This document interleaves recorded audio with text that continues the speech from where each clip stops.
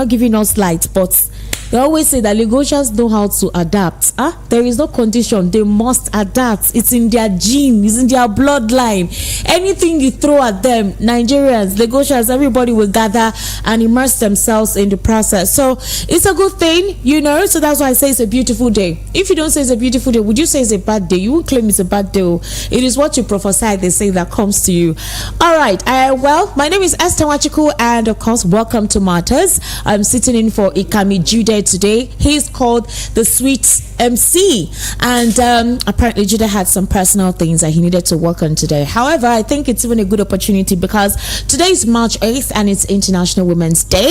International Women's Day, it's all about hashtag inclusivity. Yes, and you do know that the importance of International Women's Day is to celebrate women in the right climb. All right, so the idea is, imagine a gender equal world, a world free of bias, stereotypes and discrimination, a world that's diverse, equitable and inclusive, a world where difference is valued and celebrated. So the idea for International Women's Day is for women to come together, even men to come together and forge equality, women's equality. And of course, collectively we can all hashtag inspire inclusion. So happy International Women's Day to our mothers, to our teachers, to women who have made an impact in our lives, that actually formed our ideals, formed what we are today, formed our orientation about life and our orientation as to what life is all about. And even women in leadership in various workplaces. If you know any woman that has influenced your workspace, influenced your psychological balance in your workspace, say congratulations to her and wish her happy International Women's Day. And trust me, there's a lot we will talk about the concept of feminism, all right, and the word woman. And the reason why stereotypes are being asked to be broken, the reason why women are being asked or women are being called into having an equal opportunity in the decision-making process, in the polity, in the home, even in every other aspect that has to encompass life. There's an essence for having to put women have a huge impact, and the roles they play in ensuring that they're part of the process. So I would say that I'm proud to be a woman, and I'm sure if you're listening to the program right now, you're proud to be a woman. So you can actually join us on YouTube. It's at VOP 90.3 FM. We're currently streaming live at the moment, and of course it's Matters. Today is a special edition, by the way, but I would implore you to be part of the conversation and virtually be part of the conversation so we can talk about some of these issues in the polity, and of course, like I said, relate in-depthly on issues that has to do with women. All right, now, however, I want us to actually look at something, because lately the spokesperson of President Bola Ahmed Tinubu, that's Ajuri Ngalale, well, apparently Ngalale has actually stated, he made a statement that the president does not sleep at all. He goes to bed by 2 a.m. and a lot of Nigerians said, which kind of lie? This man, you like lying. Why would you come here and be boboing us and be telling us lies? I said, why is it difficult to believe that indeed President Bola Ahmed Tinubu may go to bed by 2 a.m.? I mean, it's not an easy thing to do. Why would Nigerians blast Ajuri Ngalale for that statement? Do you know what it is to be the president of a complex nation like Nigeria?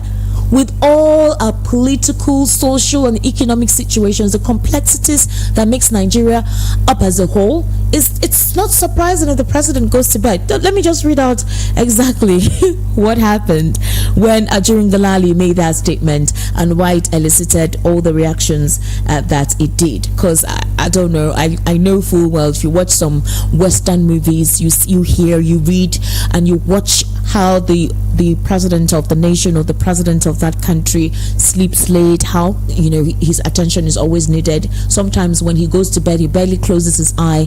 It's already 6 a.m. and he's up and about making decisions that would actually affect the cause of the nation. So let's say Ajuri Ngalale, all right, while speaking in an interview with hashtag Jude on Thursday, urged Nigerians to be patient with President Tinubu, noting that President Tinubu works round the clock to make Nigeria right.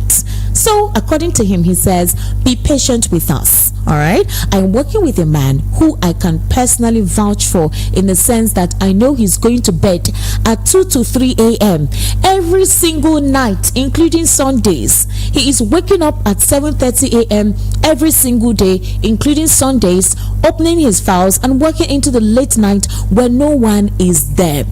Responding to Ngalali's statement, a social media influencer, his name is Olamilekon, stated that Ngalali lies effortlessly. He noted that even a blind man can see that Tinubu has no plan for Nigeria except to settle his boys and put them in positions that will make it possible for him to siphon the country's wealth. He urged Nigerians to jettison everything the spokesman said. And of course, he argued that Ngalali was only sugarcoating Tinubu, something he is paid to do.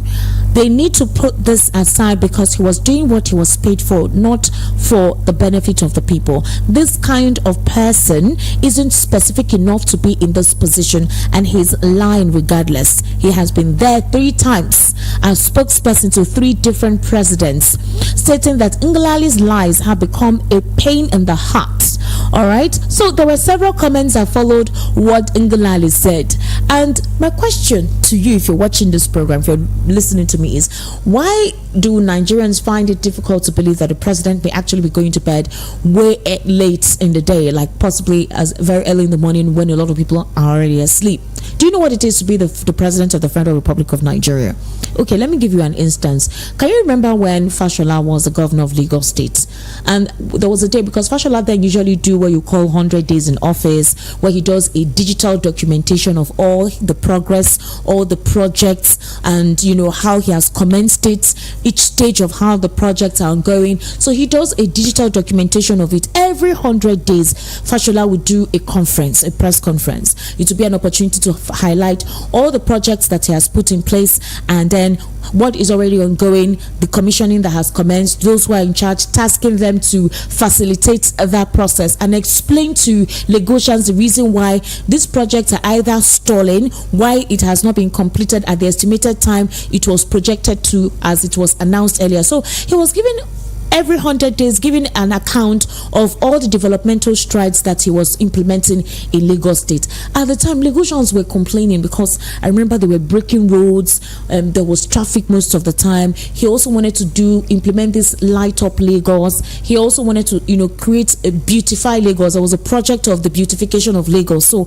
most arid lands, most spaces you see on the streets, they wanted to beautify it, make it a garden. He also was the one that brought up the concept of street cleaning. So there were people who were taking care of the gardens, there were people who were cleaning the streets. It was a beautiful project. When it commenced, Lagosians were complaining, but over time nobody believed that Lagos could be organized. I mean, the city of Lagos organized. You see street lights, you see beautification, gardens, greenery. He encouraged forestation. Like, it was a beautiful thing to see the city of Lagos in an organized state. And then he was asked a question one day. They asked him, when do you go to bed? He said he doesn't sleep.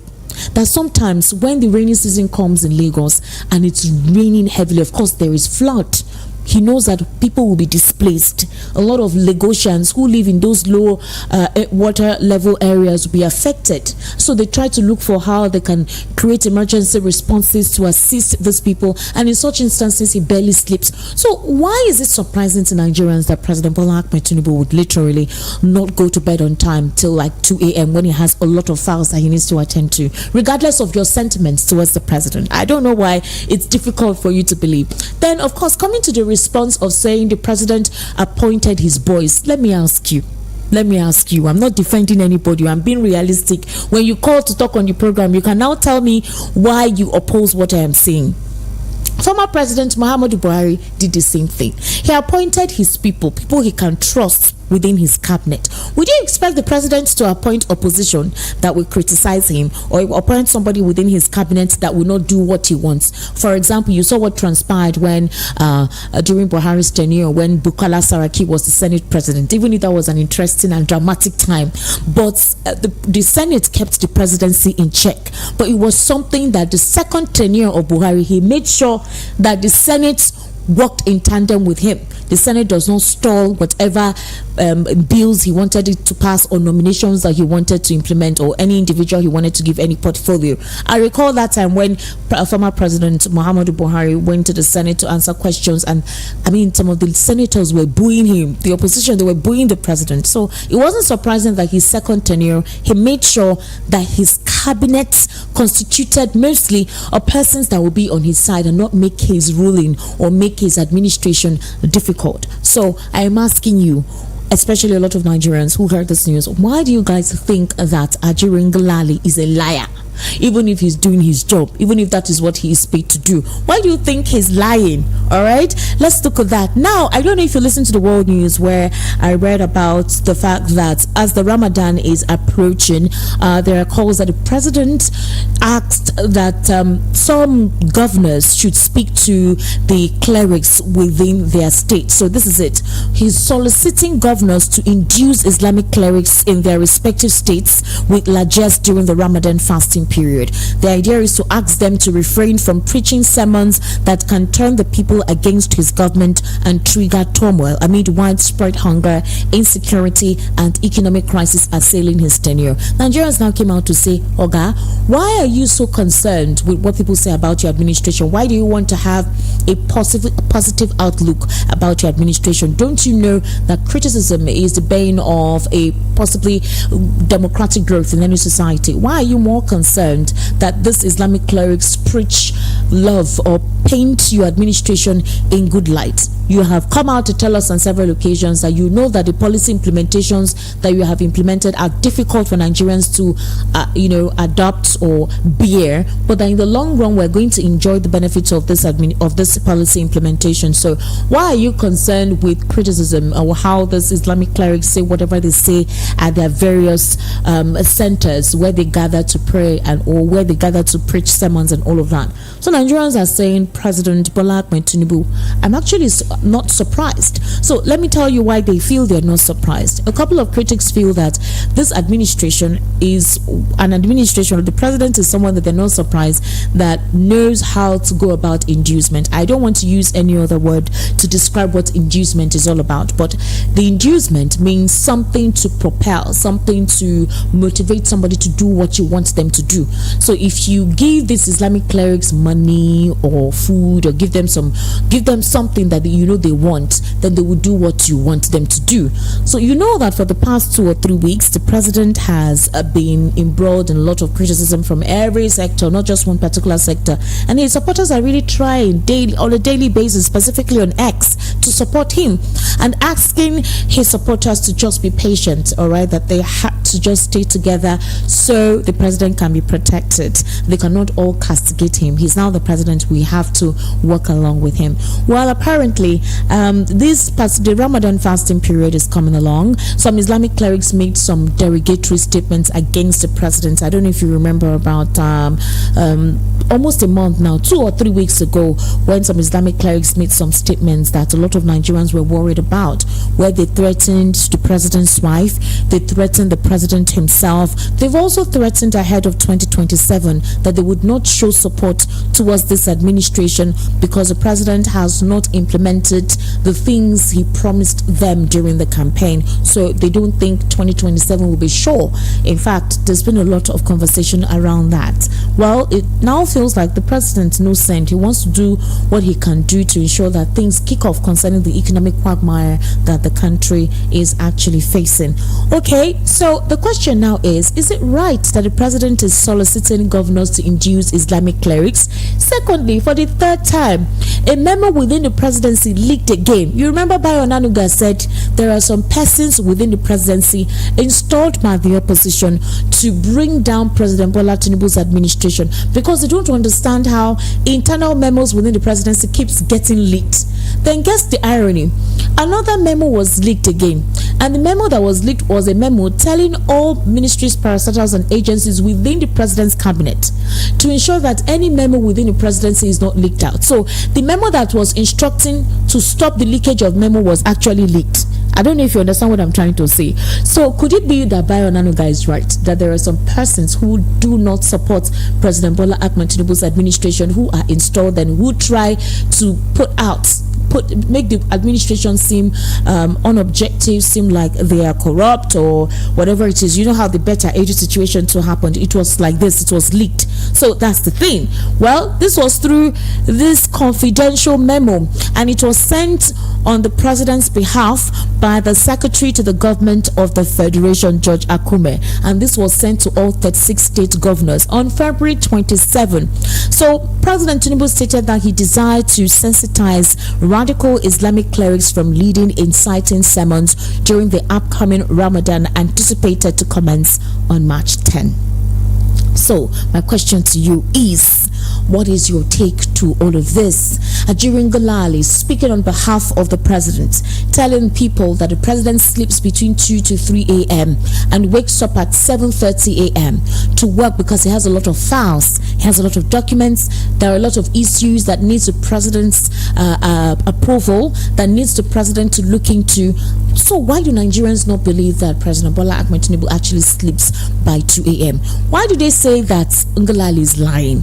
I don't know. I feel it's any president that will be going to bed by 10 a.m. like a regular individual. Well, that president is lazy, very lazy. When you have the weight of the country on your head, you know that 287 pupils were abducted just yesterday or 2 days ago, and the president will go to sleep. He will not call the security agencies. He won't call the NSA. He won't talk to them. I will not be sleeping, because there is pressure for you to deliver as a president. You see the dollar to the naira, how it's affecting the economy, the skyrocketing price of domestic food items, protests going on here and there, civil society organizations warning, international counterparts are also giving their own warning, and the president will be going to bed by 10. I don't know, but I don't know why they will say Ajirin Galali likes to lie. They say he likes to lie. Okay, all right, let's see how that goes in the course of the program. We're actually streaming live on YouTube. It is VOP 90.3 FM, and of course the WhatsApp number is 081-717-56338. 081-717-56338. That's the WhatsApp number. I'm not yet calling the phone lines out yet, because I want, when the phone lines come on, then we're going to talk, because I want to divide this segment into two. I actually want to talk about International Women's Day and the concept of feminism and financial responsibility in that regard.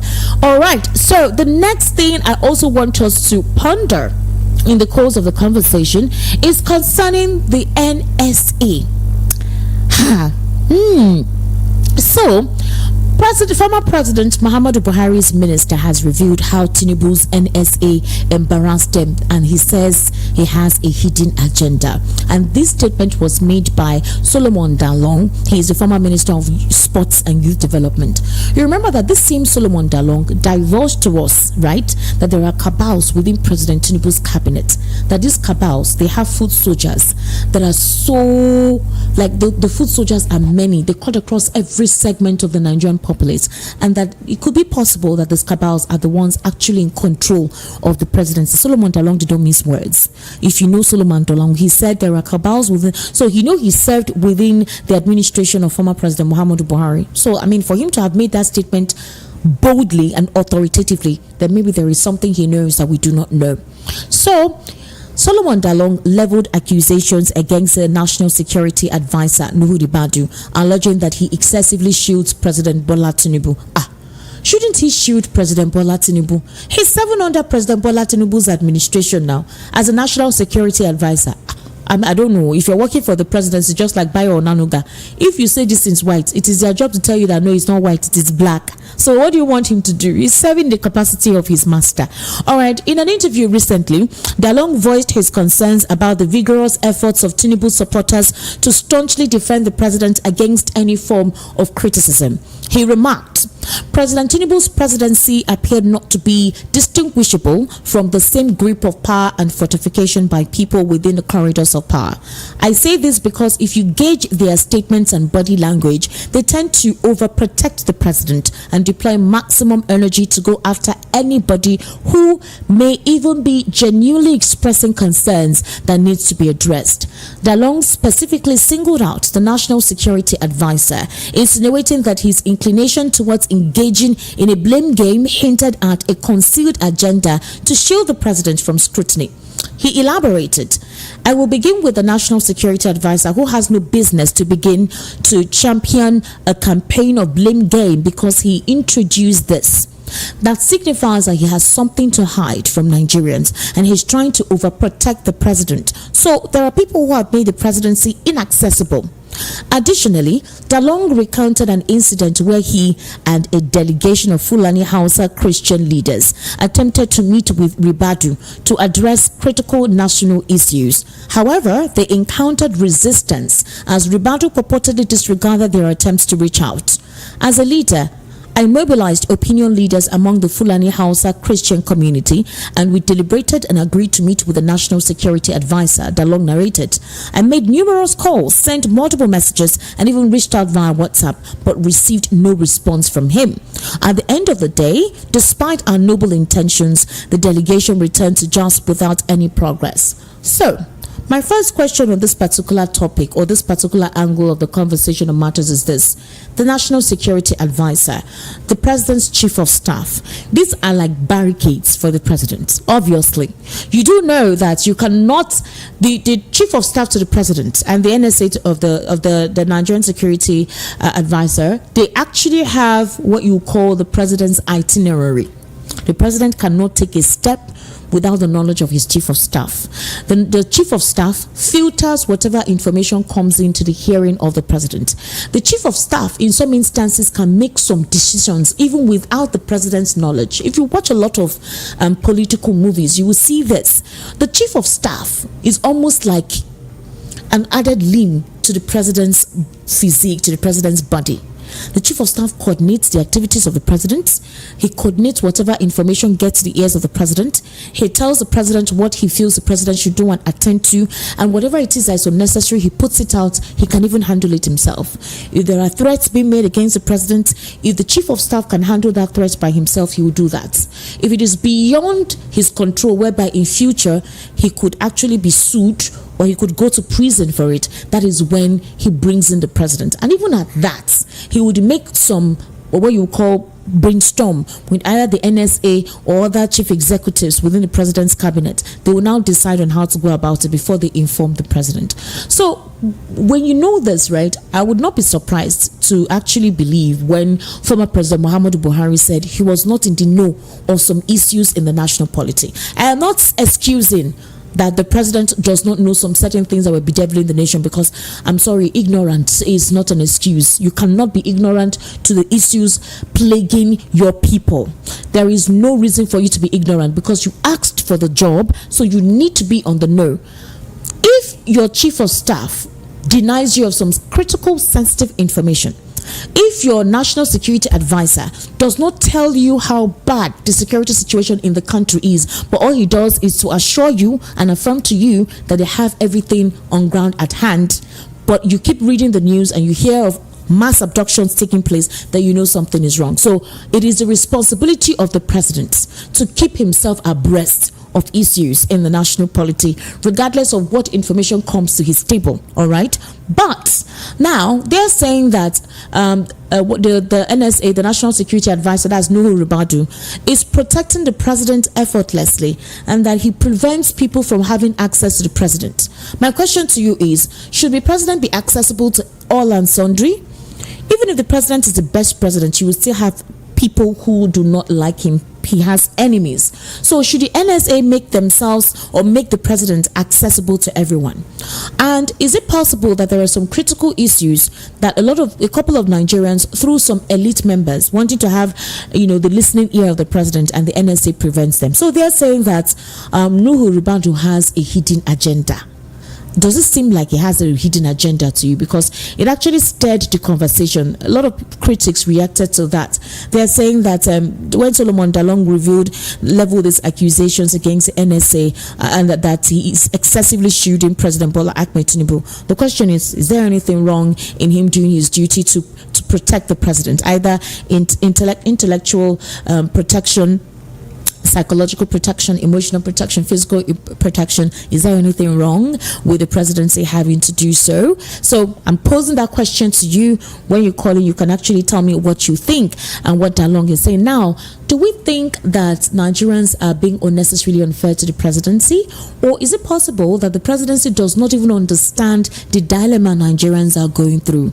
There's been quite a lot of talk on this administration, how they feel the president does not care, despite him saying that he cares and he feels the plight of Nigerians. But some Nigerians feel that the president's attitude towards the issues bedeviling the nation is appalling, and they do not trust what anything any of their spokesperson says about the president. So my question to you is, do you think that the president needs to do more beyond what he is doing? What are the things that the president needs to do as soon as possible to resuscitate the hope of Nigerians or the belief of Nigerians on his administration? You do know that there was an abduction just yesterday or 2 days ago where 287 students were abducted. Borno, Kaduna abductions, and the president has reacted, although, because a lot of criticism have trailed that abduction, where they're asking for the immediate rescue of the captives. President condemned the kidnap of the female internally displaced persons in Borno and students in Kaduna State. And of course, the bandits, as we do know, on Thursday they attacked government secondary school. I don't even know how. Okay, let's not even go there.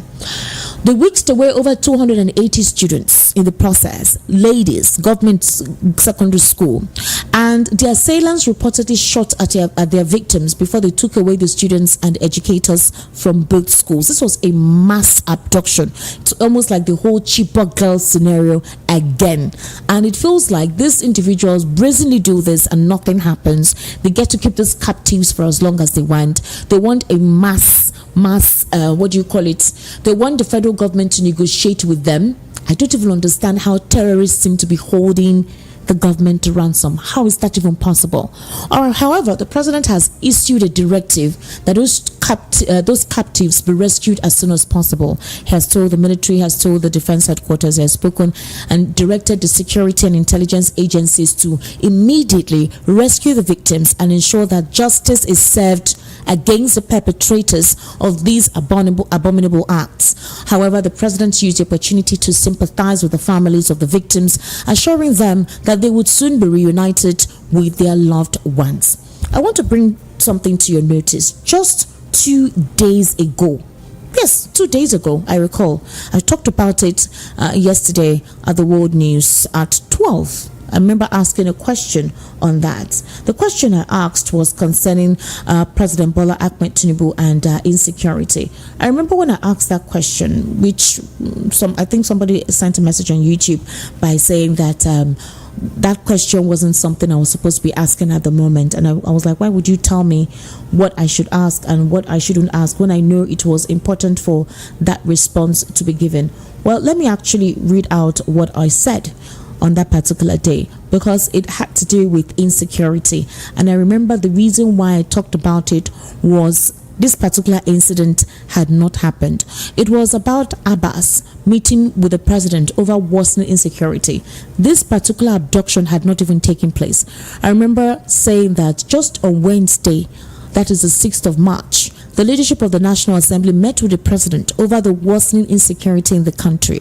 And this was followed by a motion of urgent importance raised by Senator Emmanuel Udende on the killing of over 50 people in fresh attacks in no less than 5 Benue State communities by terrorists disguised as herdsmen. The lawmaker also raised the motion over the increasing insecurity in Kwande, Ukum, Logo, and Katsina Ala local government areas of the state.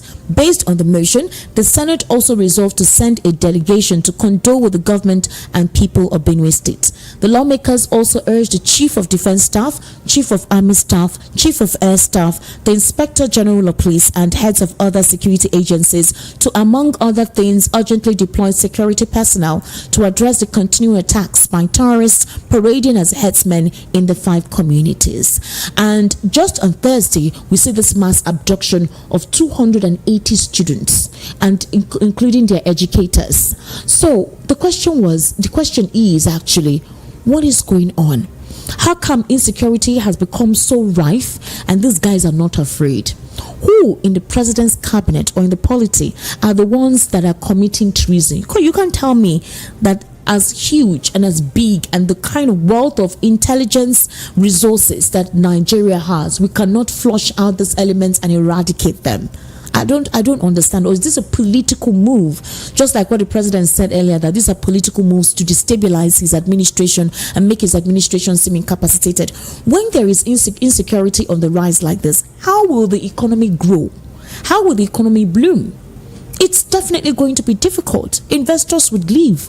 Entrepreneurs will make it would be difficult for entrepreneurs to thrive. The labor market will be saturated. Do you know that in some local governments in the north, these bandits tell the farmers to pay 100,000 naira to access their farms, their farms, their origin. They own these farms. They pay 100,000 naira tax or fine to have access to their farms. Now, after they harvest from that farm, the owners of this farm will have to give these terrorists some crops or whatever it is they sell out of it. They have to also pay to these bandits. I don't want to call them bandits. They're terrorists because bandits cannot continue to pillage and maul and harm, and you call them bandits like it's a localized term. It's not a localized term. So what is going on in this regard?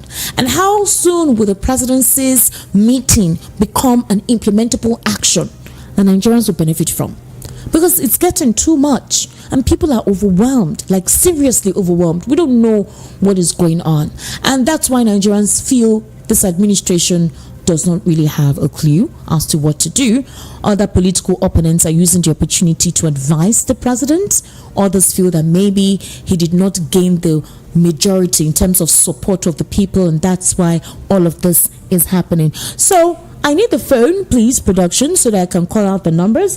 To call is 0700 903 903 903. Let's be done with this segment of the conversation so that we can actually go on to the other conversation I said we're going to talk about. So to all of these issues I mentioned, I would implore us to actually be part of it. 0700 903 903 903. And the WhatsApp number to send your messages to is 081 71 756 338. 081-717-56338. The number to call is 0700 903 903 903.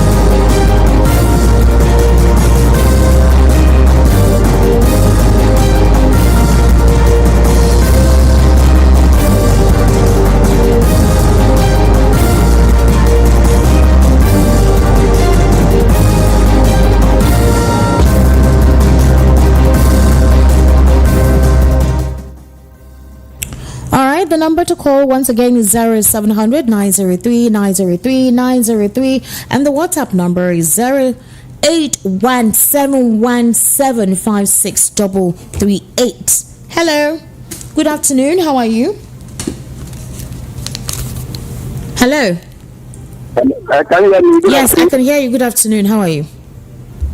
Okay, I'm fine. I'm Samuel calling from Ojo. All right, Samuel, please go ahead. Wait. Okay, I'm not happy since yesterday I had this news. My body system changed. I'm crying. I'm not from that place. I'm not that place now. But what really happened? 200 almost 300 people being taken away from this Nigeria. Hi, my sister. Where are we going? These children are owned by people. Children of men. I mean, being trained in school. So I don't know why this. I don't know this condition. I don't understand at all. You see, and I don't know what government is looking for. And now I heard the story that the march, they're not even with the vehicle. They use their leg inside the forest. What is Nigeria doing with our armies and navies and other people? This is a terrible condition. If our president and daughter couldn't do anything, let them know what to do. If it actually resign, this is a terrible condition. If it has not happened to you, you will not be pain. I don't know, my I'm not happy at all.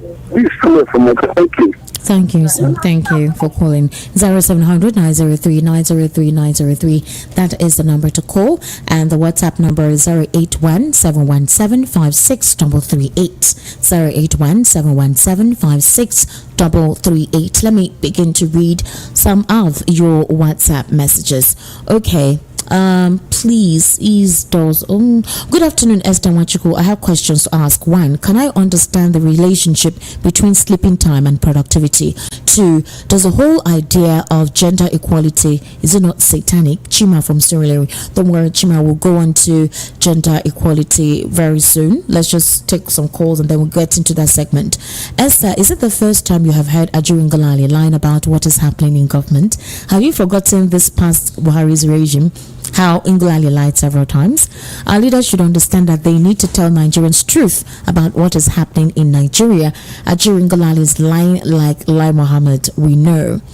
Okay, good afternoon, beautiful Wachuku. Thank you so much. Are there terrorists in Imo State that the military are always fighting and killings of innocent civilians going in Imo State, while bandits and terrorists are killing and abducting innocent civilians in Plateau and Benue State? The military are not giving us good news. Ikenna Chiagui from Ilasa Maja. All right. Greetings, Esther. It's time the Northern Elders be to blame on these persistent insecurities aside President Udom. Okay. Wow. Fagba, Dayo, this message is long. Afternoon, Esther. I want to ask some critical questions. In your own company, will you give someone a job without interview, without certificate to access the person? Check his background. What has he or she done to merit the post or position you want to give that person? That person you gave that job without accessing him or her will not be accountable to you. Give excuses for not finishing a job. Will the corrupt system. Okay, Dio, this message, I would like you to rephrase it. I couldn't properly read it because there's some errors in your sentence construction. Good afternoon, Esther. This is AY from Mushin. I think it is a sin for anybody to compare Tinubu and Fashola sleepless nights. Ha! Self-committed sin. Tinubu might be sleeping late, but the question is, what did they do? Watching a movie, walking in the other room, working on 2027 re-election. Nigerians are yet to understand that Tinubu just wants to be called Mr. President. No plans to change anything in the country for good.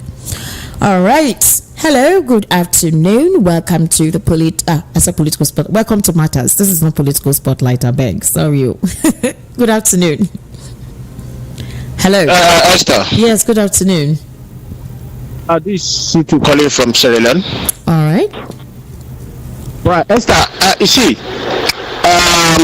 sometimes when I get angry, I spoke the way I spoke. Please it's not because okay. Please don't get angry. Don't get angry. Because Nigerians are not asking the right question. They know exactly what is happening now. Anybody in Nigeria who does not understand exactly what is happening now is lying to himself. Either is a complicit or is lying to himself.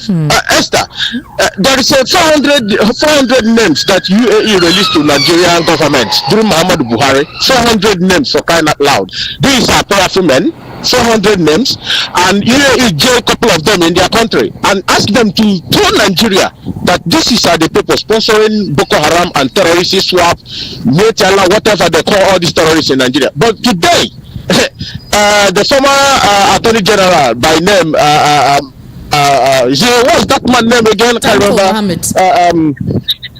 Sorry? Tanko Mohammed. No, the former Attorney General of the Muhammad Buhari regime. Okay. This guy. Yes, his name always escape my mind. Go ahead. Do you know that when they ask him, Malami, when they ask him, he said that they don't want to. It's because of security purpose. He doesn't want to release the names. But today, as I speak to you today, children that were supposed to be in the school enjoying their lectures are being kidnapped in their classroom. But the people, sorry? I said this is like the second or third time it's happening. Yes, it's happening, and the international community are watching, and then you are traveling to tell international community to come and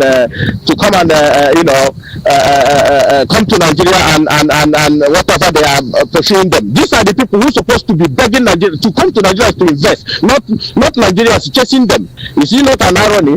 But do you know that the security operatives that are supposed to protect these people, these children from being kidnapped, they, as I speak to you now, Esther, they are Imo State killing Igbo youths as I speak to now.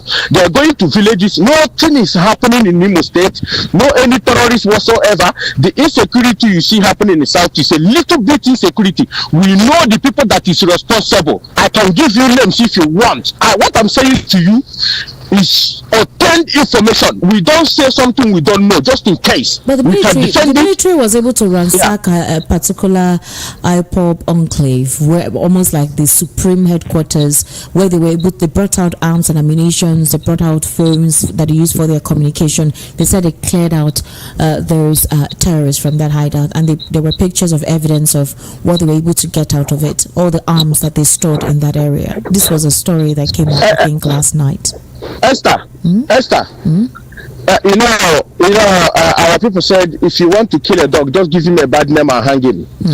I am going to tell you that anything you see insecurity is happening in Southeast is nothing to do with ESM or IPOB. It's far away from. It's anybody that told you that ESN have a hand in whatever is happening there. Tell that person that he's a liar, he's a criminal. I can give you a name. What you see happening in Southeast today, the person that brought insecurity, this little bit insecurity they are jumping up in Southeast, but no, insecurity is insecurity, no matter whether it's big or small. But Dave Umahi, the former Ebonyi governor, he made a lot of, he divulged a lot at the time. Yeah, he has a hand in it. Hopefully, I don't have hands in it. So Dave Umahi has hands in it. What evidence do you have? Please, let's not make general claims without any evidence, please. Okay, but why are they putting hand on the ESM and the IPOB? What I'm trying to say is that Dave Umahi himself came out at some point to call out former President Muhammadu Buhari, where he stated categorically the elements that were escalating insecurity. I remember. And then Abubakar Malami, the former Attorney General of the Federation, also made some disclosure, even though there were a lot of contradictions on the former AGF. Esther, you are a journalist. I want you to go and do a little bit. I know what I'm telling you. See, their anger is that IPOB is, emancipating our people, telling them the problem. But it's IPOB, they've been designated a terrorist organization. They've been proscribed. The government by who? I asked you, by who? The government proscribed them. The government proscribed them. Which government? Okay, let me tell you. But IPOB has office. As I speak to you now, they gather in every 100 and something country, they are resident. As I speak to you, they do their meeting, they pay their taxes. Even in England, they pay their taxes. The world is hearing my voice now as I speak to you. They convene in their meetings. All right. We would not like to air things that would destabilize the polity. All right. What we're talking about is the current state of the Nigerian economy and a couple of criticism that trails President Bola Ahmed Tinubu's administration.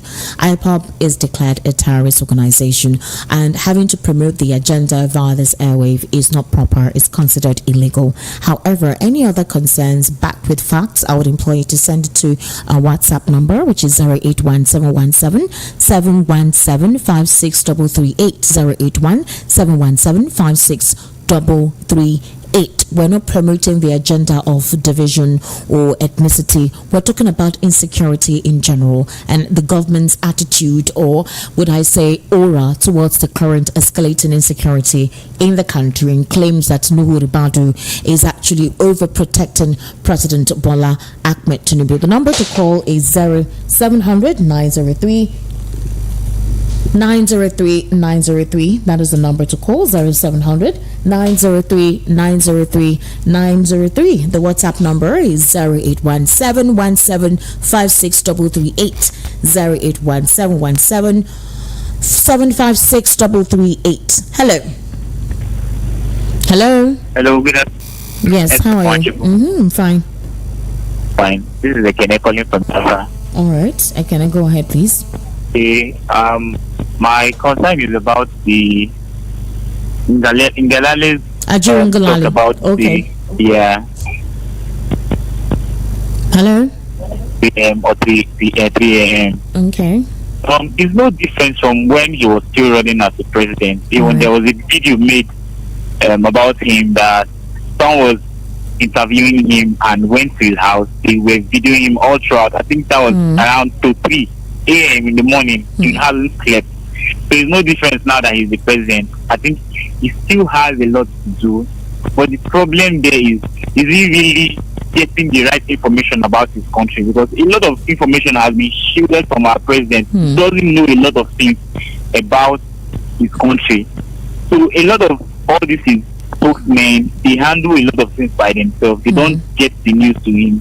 That is why whenever he comes out, he talks that yes, he feels the pain and agony of Nigerians, but he doesn't know the real deal about Nigeria. He doesn't know what's going on in Nigeria because of his spokesmen, all those people.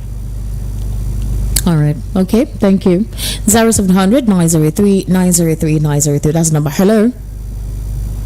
Hello, Esther. How are you? Afternoon. Welcome to Matters. Okay. Good afternoon and good morning from California. This is Prince Apache calling. All right, Prince. Just one quick question that I have to answer. That I have to ask you is this: you watched Joe Biden yesterday, right? Yes. Did you watch the State of the Union? Okay. Did you see how active he was? Yes. Can you compare it to Tinubu? Obviously, no, right? And he stood there for almost an hour and he spoke. And he spoke to the country. That would not happen in Nigeria. It's just a sad thing. And we claim that Tinubu is 70-something years old. I'm sorry to say. All right. Thank you. All right. That was very short. 0700 903 903 903. Hello. Hello? Yes, hello. Afternoon. Good afternoon. Good afternoon. What's your name, please? My name is calling from mainland. What's your name? My name is Christian, calling from mainland. All right, Christian, go ahead. What I want to talk concerning this issue of insecurity is high time we tell ourselves the truth in this issue of insecurity in Nigeria, because it's not today, it's not the first time when we hear bandits kidnap our students from schools and others and nothing about it. During Jonathan, it happened like that, 6 girls, and up to today, but we can able to come out and tell us what the problem is. Now, how many? 200 and something. 280 was adopted, and today nobody is telling us anything again concerning it. And at the end of the day, we will now say that we have a security president and we have a army and all that. When you reach where matter matter so for them to go after those people, they will not go. But it's only on common man in the state that will go on this day. May God help all of us. All right, I'm going to take 2 more calls so we can go into the second segment of the conversation today. 0700 903 903 903. That's the number to call, and the WhatsApp number is 0817 1756 338. Hello, good afternoon. Hey, good afternoon. Good afternoon, sir. Please, what's your name and location? Your name is? Udwak from Isolo. This government, if they cannot do and beat Jonathan, they cannot succeed, because the present government, especially the president, here now if there are people, they call your go protest against Jonathan, and this so-called Tunde Bakari is not being. So God will not take care of them. If they are not, they do and take that young man. That's my conclusion. Bye-bye. All right, thank you. All right, let me take some WhatsApp messages. Good afternoon, Esther. Nigerian government will always come out with pictures. The army, the police, or whoever cannot. I repeat, they cannot enter the ESN camp. No helicopter can, else the helicopter. Okay. All right. Okay. Let me take all the messages. I have this one from, please, when you send your messages, please actually put your name. Hi Esther, I love your program. Thank you so much. You didn't tell us what your name is. Good afternoon, Esther. You know why this kidnapping has not stopped? Why? It's because none of our government child has been kidnapped, killed 1 or 2 of their children. That is why. Peter from Oshodi. All right, Peter. Afternoon, Esther. I want to ask some critical questions. In your company, will you give someone a job without interview, without certificate, to access a person, check his background? What has he or she done to marry the post or position you want to give that person? That person you gave that job without access, him or her will not be accountable to you. Give excuses for not finishing a job. Will corrupt people to have their ways and loot the company. Okay, Dario, please, I asked you the last time, rephrase your message. It's too long, and in the midst of the whole thing, things get twisted, and I can't comprehend what you wrote. 0700 903 903 903. Hello. Good afternoon. Yeah. Hello. What's your name, please? Hello. All right, 0700 903 903 903. That's the number to call. 0700 903 903 903, and the WhatsApp number is 081717 56 Esther. Okay. PMB prescribed IPOB in the southeast in order to equal what is happening in the north. All right. Thank you for your messages. Hello. Hello. Yes, good afternoon. Yeah, my name is Bishop Emmanuel. What's your location, Bishop? Yeah, Ipaja. All right, go ahead, Bishop. Yeah, my own contribution here is that the problem of insecurity in the north is caused by the northerners. Okay. Look at what is happening there. Check the level of Almajiri on the street. Then the northern governors should be questioned for so many things, because they are not taking care of the people on the street. Many things have not been handled. Talk about infrastructure and every other thing. But today, somebody that is, if you have been to North, or have been to so many states in North, I've been Niger, Abuja, and some other places. You see what Almajiri in the North, what they did is that, those children on the street, they are nowhere taken care of. And when they grew up on the street like that, they will act like street. Somebody that does not have a father, like now, if you understand the Almajiri that I'm talking about, a child being given birth to in Kano, they will send the child to Niger, or send it to other part of and that kind of a child that is not brought up by a father, and you will give them a plastic in the morning to go and beg money. So when they grow up like that, no education, nothing.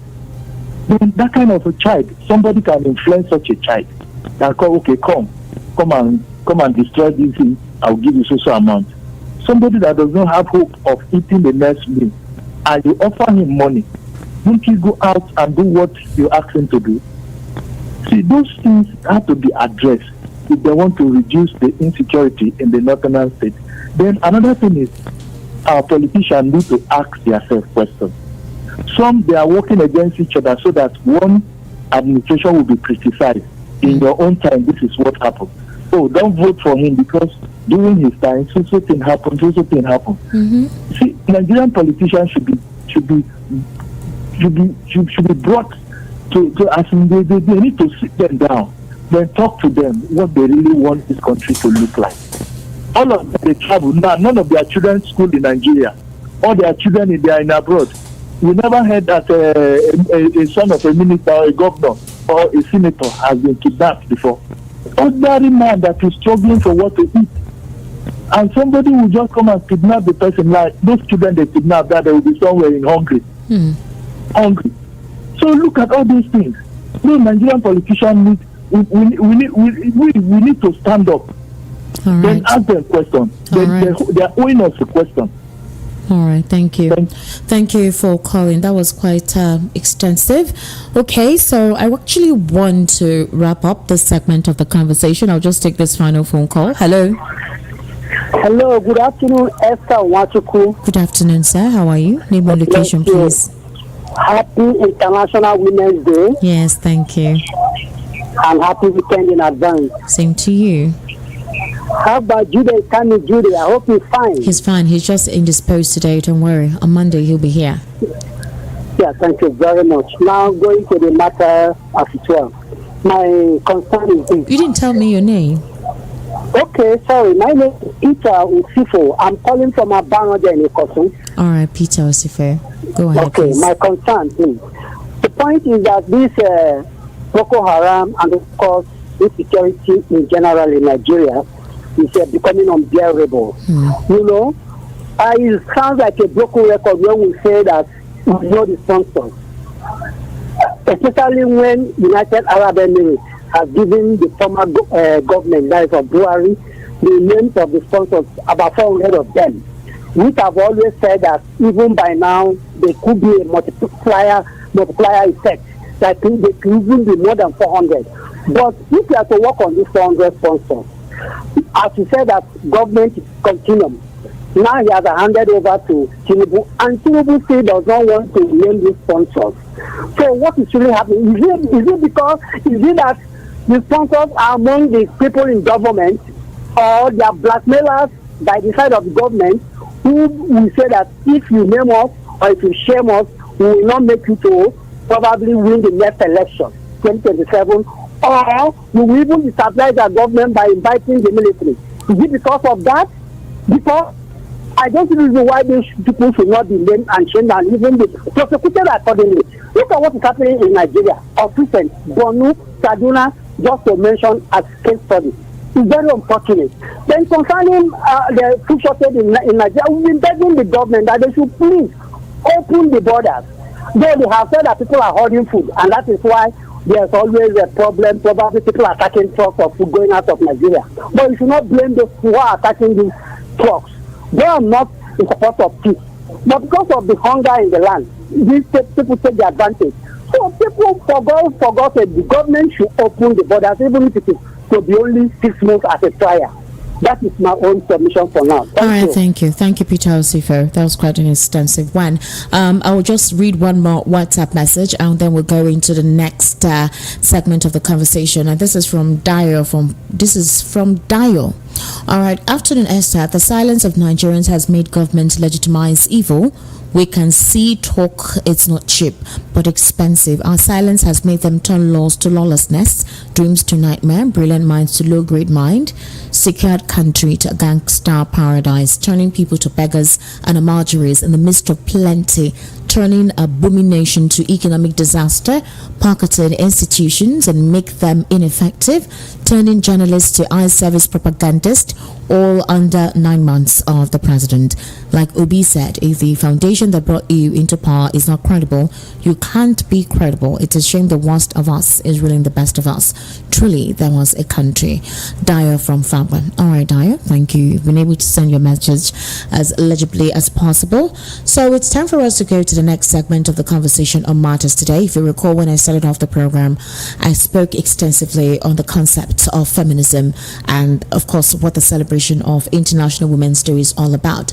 And I also talked on the fact that there's been quite a lot of different ideals and ideas on the International Women's Day celebration, the concept of women being the pillar of nationhood, the impact women leaders have actually portrayed, and the difference, in the manner at which women leaders control or, be in charge of things compared to their male counterparts. Other critics, or rather, idealists, have actually talked about imagining a world mostly controlled by women, or a world mostly being put in charge by women. There have been several concepts.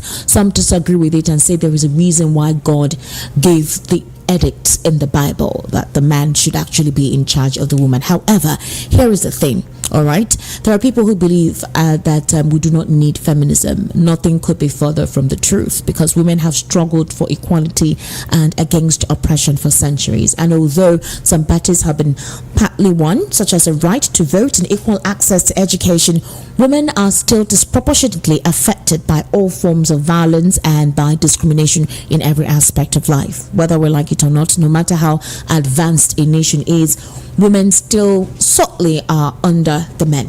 All right, so here it is. It is true that in some certain areas on certain issues there have been improvements. For example, in Saudi Arabia, women are now being allowed for the first time to vote and run for office in 2015.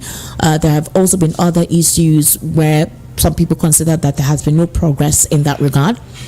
Insignificant reduction in cases of violence against women, women's movements in history, as well as opportunity for equal rights, right to vote, right to earn equal pay with their male counterparts, and all of that. Now, if you look at today's society, women can work as well as, take care of the home. Women can still do some certain things that male counterparts do, while they also become the mother, the pillar of the home. But a lot of critics have complained about what today's womanhood is all about, and of course the independence of a woman, and supposedly the deteriorating aspect of that freedom given to women, and the low moral contribution of that regard. That is, giving women this access to be exposed, giving women this equal right to have access and opportunities to either vote, to work, and equal pay, voice out their discontent. Some people feel that it has possibly increased immoralities in the home, devalued rules, traditions, and cultures, and has created a sense of unevenness that the major responsibility of the woman has been lost in the process. And for International Women's Day, it's an opportunity for women to be encouraged, for women, for that actual aspect of inclusion to be part of, the woman society, specifically from their male counterparts, and the importance of women being actively involved in every phase or sphere of life. And let's come back to present day time. So critics feel that feminism, or the concept of feminism, has been adulterated. Some people feel that the initial concept was to create sovereign rights and equal opportunity for women, but does not disintegrate or derogate the primary role of a woman in the home and in a society. Others also feel that the concept of feminism this time around is kind of confused. Some people say, okay, if a woman is saying that she can autonomously make decisions, she can have equal right as a man, she can be in charge of a home, but when it comes to some financial angles or some financial aspect of things, the woman remembers that the man is the one supposed to be in charge. That's how a couple of critics have put it. But other critics have looked at today's woman and the roles that today's woman occupy. If you do your own personal research and go to some homes, you realize that women are actually the sole provider, socially, psychologically, emotionally, financially, of their homes, regardless of the fact that their male counterparts are present. So you can see that some homes are built on the ideals and foundation of the woman. It's not like the man is not present, but somehow the woman has taken the role of being the man and also being the woman. And at some instances, it has made the woman cross the line of maybe in some instances not respecting the man. If the woman is the one in charge of almost everything at home, and the man has has not contributed in his own, contributed his own quota, a couple of people feel that that gives a woman the right to be disrespectful and forget her place as a woman. So the essence of the conversation for celebrating International Women's Day is this: the Western world and the Western world, their culture and practices, and in this part of the world, our culture and practices, there's a huge gap. The leverage and opportunity women are given in that part of the world is not the same thing here.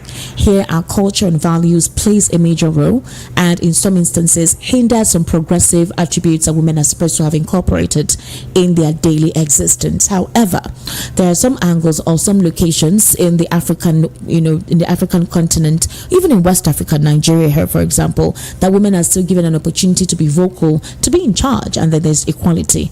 Whether we like it or not, the traditional concept of what a woman is still applies in this part of the world. For International Women's Day, which is celebrated every 8th of March, women are meant to be celebrated. The concept is to invest in women and accelerate progress. And how do we invest in women? How do we encourage women to be better than what they've been, directed to be, or what they've been kept to be, or the concept, the general concept that women are supposed to be? And how do we accelerate progress in womanhood, or accelerate progress in having to create that sense of inclusion or social inclusion, every aspect of inclusion in the polity concerning women? So we do know that the world is facing many crises, which ranges from geopolitical conflicts to soaring poverty levels and the escalating impacts of climate change. And beyond that, women usually get the brunt of all of these social challenges. We see how they feel possibly women do not have the right to call out or cry out. They are taken advantage of. In some instances, they're abused physically, emotionally, and otherwise, verbally as well. And they're calling for for investment to come up for women, opportunities to give women who have been silenced, oppressed, not given an opportunity to have equal rights, to raise their head up, to go to school, to learn, to be independent financially and otherwise.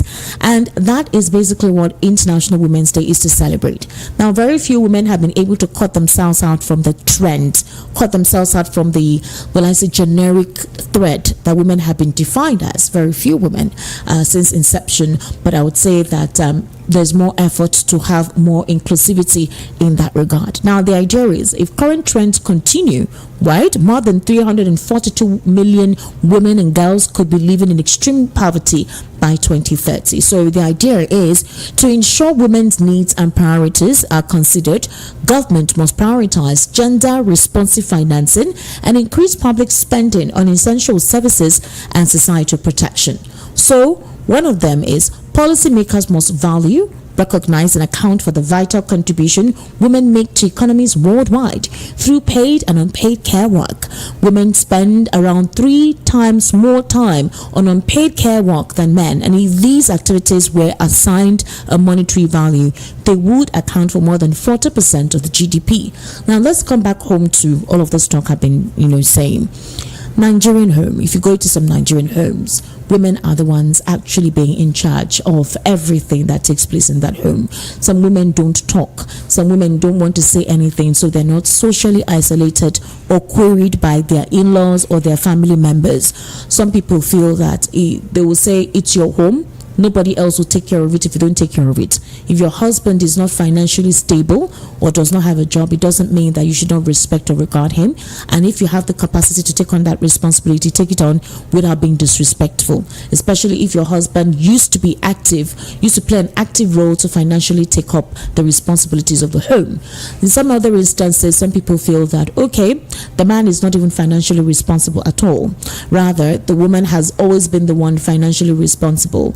And the woman takes the role of, being respectful, being submissive, train the kids, send them to school. And even with all of that, they're being abused, they're being subjected to ridicule, they're being isolated in some instances. So there have been quite a lot of controversy on the role women play, the traditional roles that women have to have a responsibility to portray in their homes and even in the society, and how some people feel that culture has in a way put women behind or kept women behind from being vocal, from exhibiting their actual potential, and the lack of care and inclusion from their male counterparts for their true self to be explored or to evolve.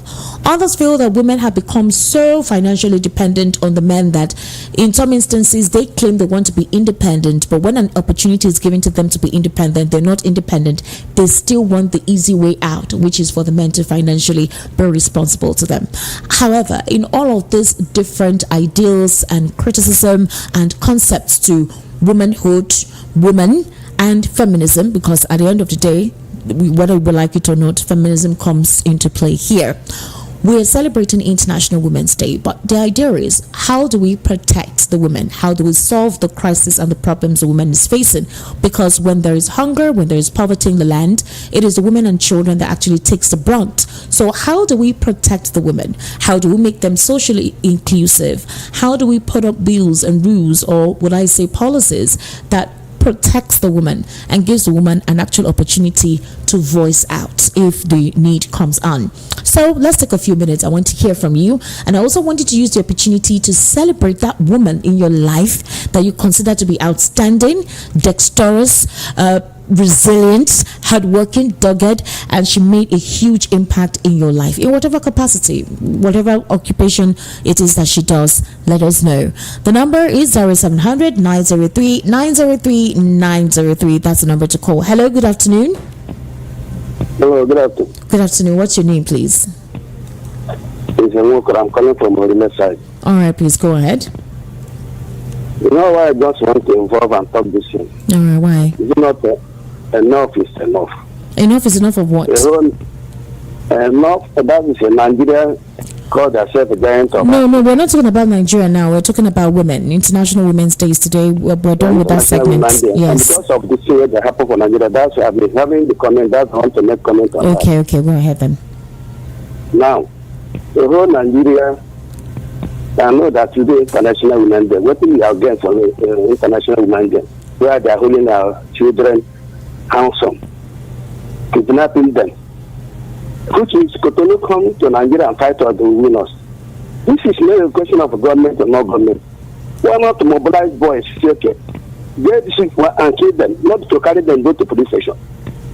Then the cause of this is when they hold people, instead to kill them, people who kill people, they carry them go to the station, they release them, say they don't give the amnesty. And they hold somebody who will not do anything, which is not the car. You see what I'm saying? But people who do committed an offense, they need to hold them. It's not a very shameful thing to Nigeria. Is it Buhari or Tinubu? Let them leave the government alone. If they get this, let them kill the people. Unless people are running, they're involved. If they are not involved, you need to hold people to death, kill them to death. If you will sanitize Nigeria, every day the same story, every day they are kidnapping our children and kidnap our wife, ransom, inside the bush. That bush, they're not there for them.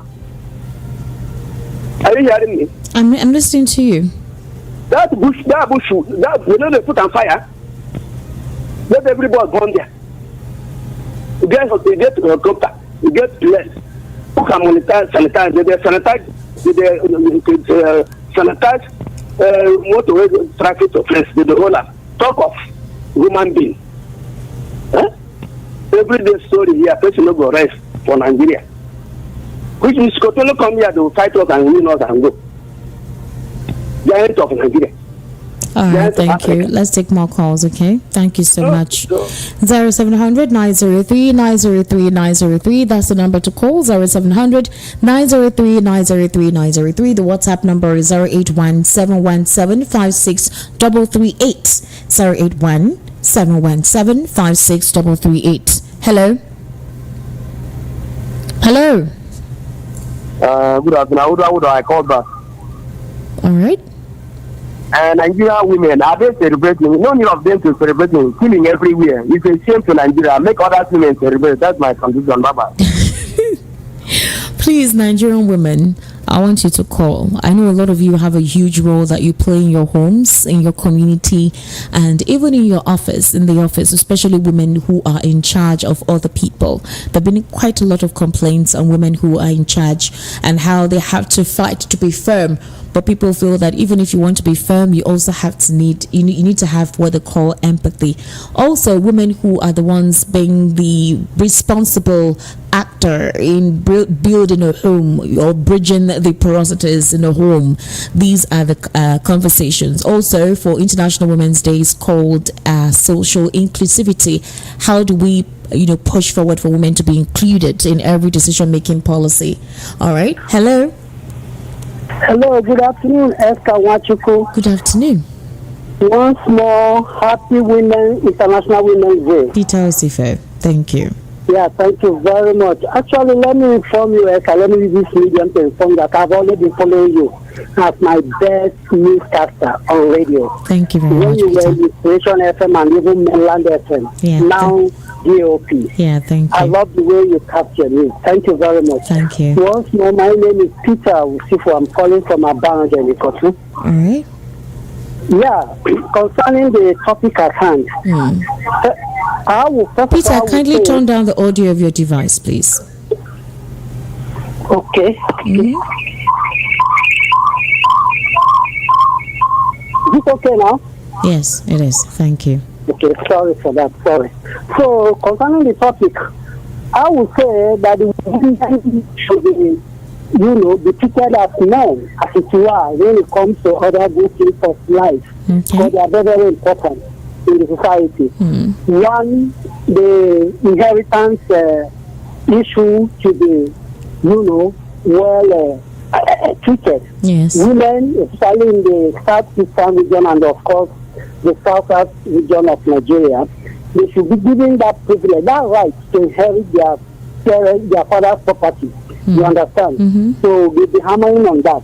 So and the Supreme Court has even given the judgment on that recently, that women should be given the opportunity to inherit their father's property. Because when things go bad in the family, hello? I can hear you, Peter. Okay. When things go bad in the family, you find that women always come to support their parents and their siblings, even more than the men, the boy's child, as it were.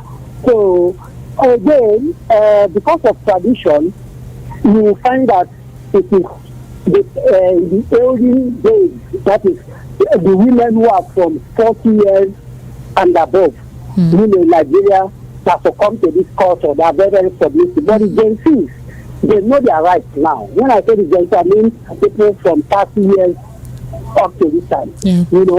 They also like to claim their rights because they are educated. Women should be educated so that they get rights like the men. You understand? Especially in the northern part of Nigeria, they should be encouraged to be educated. So these are just my 3 points. Thank you very much. Thank you, Peter Osifo. All right, rightly put. Thank you so much. 0700 903 903 903. That's the number to call, and of course the WhatsApp number is 081 717 56338. Hello. Hello. Good afternoon. Okay, you are in a noisy environment. Please, can you shift away from there? I can hear your kids. All right. Okay. So kindly call back when you are in an environment where one can hear you without any obstruction. 0700 903 903 903. Hello. Hello. Good afternoon. Good afternoon. How are you? Yes, I want you to. Yeah. What's your name? Ndewo. Good afternoon. Happy International Women's Day. I'm Mr. Francis. All right. Thank you. All right, Mr. Francis, please go ahead. I want to say shout out to every good mother. Okay. Every good mother outside there, Okay. If to still come back and say you can get another wife, you can get another husband, if you get another mother, mama na one. Yes. I want our federal government to give women chance into power. Look at, I will remember the NAFDAC woman before, Dora Akle, when that woman did the NAFDAC work. She was so extra perfect. I will remember Ngozi Uwala. Yes, very perfect. Now, but you just got this woman into government. But the government of today does it draw women to the system. They thought that women is only just to sit at home, cook, and deliver children. No. Women, they are home builders. They are our mother, our father, our sister, our wife, our home builder. They know how to manage economy, know how to manage. The women we cannot manage. I don't know whether you understand what I'm saying. I'm listening. Yeah, hello. I am listening. Go ahead. So I want the government to draw women close to the system, so they can know how to manage and listen to women. They are dying. But today, they don't draw women. How many women is our in the system today? How many of them? Just make sure that let me say. No one. So this is just what the government to do. Okay? So once again, happy International Women's Day. Thank you. Okay? May God keep all our good mothers. You ask me what did I say? All our good mothers. That's the reason why I made such statement. Because mothers who dump the children, carry 9 months, deliver and dump children and go their own way. Are we going to call them a good mother? We cannot call them a good mother. Yes. But those ones who train up the children in the way of God, and the way of God, the children will not depart from it. That is a good woman, good mother we are talking about. Shout out to all good mothers once again. Thank you. Are you hearing me? Yes, I can hear you. Thank you so much. I am Mr. Francis. I want to use the plan, the Francis talking to you. I'm a blind man. Okay. But you will not understand. Chika, colleague, no, okay. All right, thank you. So, any mother got touch his mind, can still touch. I mean, hungry day. Yes, so hungry day. You can see my number, hungry day. You can imagine my 2 years. I'm battling this eye glaucoma. I've been not working. I'm not selling because of my eye problem. All right, thank you. 0700 903 903 903. That is the number to call. 0700 903 903 903. And of course, the WhatsApp number is 0817 1756 338. 0817 1756 338. That is the number to actually send your WhatsApp messages to. We're on the second segment talking about International Women's Day, the essentiality of women being celebrated, and having to possibly clarify all of the demystification or demystifying the concept of womanhood, the importance of womanhood, the concept of feminism. I remember if you joined me earlier on in the conversation, you see where I tended to define the concept of feminism and how it applies to today's womanhood and the roles women are supposed to play and the roles women actually play now and the reason why women need to be celebrated. 0700 903 903 903. Hello. Good afternoon. Good afternoon. Where are the women? Please, they should call. What's your name? My name is Elo. Calling from Satellite Town. All right, go ahead, Elo. Yeah. Today is International Women's Day. Yes. But International Women's Day for the rest of the world counts out Nigeria. Women. Women in Nigeria their children are being kidnapped. Their children are being killed illegally by the police. So if the police will catch a child and say he's wandering, before you know they have arrested him, taken him to the station. Women are being captured by terrorists, raped in Nigeria. Nothing is being done by the government. What is there to celebrate in International Women's Day? If you value the women, the government that values its women will go all out to make sure that the women of that country is safe. The women are empowered. The women are made to be what they are supposed to be in that country, which are enablers of the development of that country. But what do we find in Nigeria? Women are being ridiculed left, right, and center. Look at the agony and cries of women all over the country. The poverty level has made women to become what they are not supposed to be. You say they are happy International Women's Day. It is for the rest of the world, not for Nigeria. Let's tell ourselves the truth. What is there to celebrate? Stella Ouachukwu, I think that's your name, right? My name is Esther Ouachukwu. Esther Ouachukwu, you are one of the lucky ones to be working in Lagos. If you were in the north, you will have nothing to celebrate. You are in Lagos. You are just in the studio there, feeling safe. What about other women in unsafe areas in Nigeria? Will you tell them to say that today is Happy International Women's Day and be happy about it? If you had listened to the introduction of the program, you would know that I mentioned the challenges women face specifically in West Africa, Nigeria as well.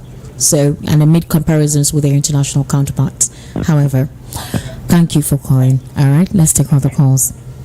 0700 903 903 903. That's the number to call. 0700 903 903 903. And the WhatsApp number is 0817175638. Now, in the course of my introduction, I made very clear the struggles and the challenges women in this part of the world face. I mentioned culture, tradition. I also mentioned lack of protection from the government. No government policies or bills being passed to protect the woman, to safeguard the woman, anything that could progressively accelerate the development of the women, if you have been following the conversation from the onset, and how this was an opportunity to call for that. Regardless, in this entire imbroglio of women that women are going through, you see women survive, you see women train their kids, feed their kids, send them to school, work hard to take care of the home. The fact that they have no supporting base from their in-laws, no support from even the husband that they married, but you see this woman struggle day in, day out to ensure that their kids eat, they're well fed, they go to school to become something in the future, to bring, to take up the responsibility of the mother, when they become mature. So these are the challenges women go through. So the idea for celebrating International Women's Day is this woman, through all of these challenges, can put the right foot forward to do what it is to keep their children alive. You celebrate them. You celebrate them, regardless of how things have been. You celebrate them. This woman has struggled and they're doing well to ensure that their kids become better. So that is why we need to celebrate this woman and call for progressive measures that will safeguard this woman, protect this woman, and for more to be done in terms of education, lifestyle development, and upliftment. Okay? Hello? Hello? Hello? All right, I'll take two more calls and then we'll wrap up today's edition of Matters. Hello. Hello. Yes, good afternoon. She's from Ijeoma Egwuatu. My name is Esther Ouachukwu. Do we sound alike? My name is Esther Ouachukwu. Good afternoon. What's your name, please? Yes, thank you very much. I'm happy you called, actually. The men have been calling, so please go ahead and talk. Hello? Hello? Oh, why now? I can't hear you again. Hello? Wow.